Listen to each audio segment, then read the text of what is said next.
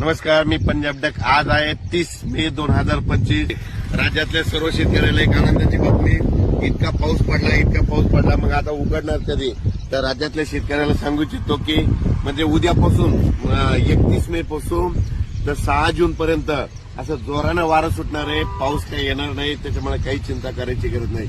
पण राज्यातल्या शेतकऱ्याला सांगू इच्छितो की तुम्ही काय करा, शेतीची कामं या 6 जून पर्यंत करून घ्या. कारण की राज्यामध्ये 7, 8, 9, 10 जून 4 दिवस परत पाऊस येणार आहे. म्हणून हे लक्षात घ्यायचं. आणि ते 7, 8, 9, 10चा पाऊस भाग बदलत पडणार आहे, म्हणून हे अंदाज लक्षात घ्यायचा. पण राज्यात मात्र 6 जून पर्यंत हवामान कोरडं राहणार आहे. पाऊस काय येणार नाही, त्याच्यामुळे काही चिंता करायची गरज नाही. फक्त आजपासून बघा तुम्ही, आज जोरानं वारे सुटतील.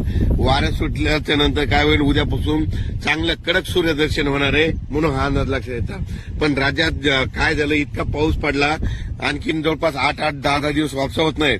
पण माझी विनंती, ज्यांचं रान जसं तयार होईल तसं तुम्ही तयार करा. कारण की राज्यामध्ये 7, 8, 9, 10 जूनला परत थोडा पाऊस येणार आहे, म्हणून हा अंदाज लक्षात घ्यायचा.